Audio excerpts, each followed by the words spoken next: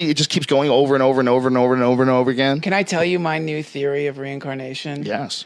And it's really intense because I thought of this and it freaked me out. It's pretty horrible.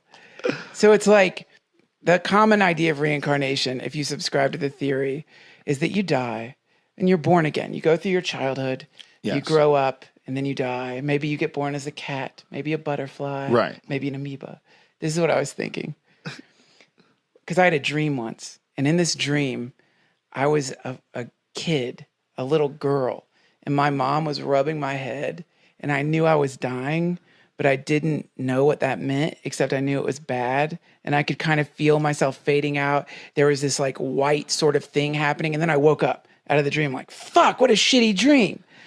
So I was thinking like, oh, fuck, what if that's what reincarnation is? What if when you die, you know, when you're driving home one night, you've had too many pot lollipops, you're listening to Coast, someone says something shocking that makes you look away from the road, you swerve off, you slam into a tree, you wake up.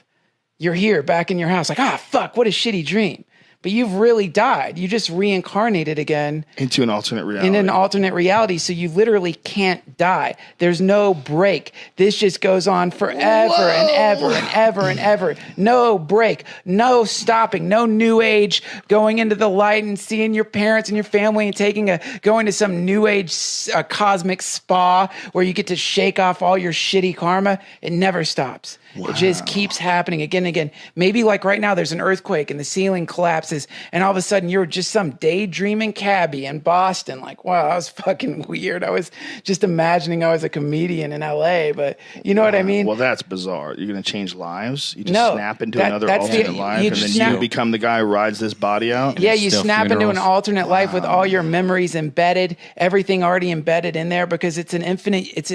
It goes on forever. What if your consciousness is living a bunch of different lives simultaneously and you just can't see them? Yeah. It's like an office filled with cubicles and no one's poking their head over the top of the cubicle. Yeah, right. They're all rolling at the same time. Yeah, or like the way I thought about it is like if there was like sounds really crazy, but imagine that each of your fingers, this sounds insane, but imagine like each of your fingers had their own personality and their own like consciousness or something. It's like, and you could stick them through some kind of hole where they would forget they were attached to your hand and they would just think that they were their own individual selves. You know what I mean? Like maybe that's what we are. We're just like little fingers protruding into this dimension from some infinite thing. But the product of protruding into this dimension is we get instantaneous amnesia.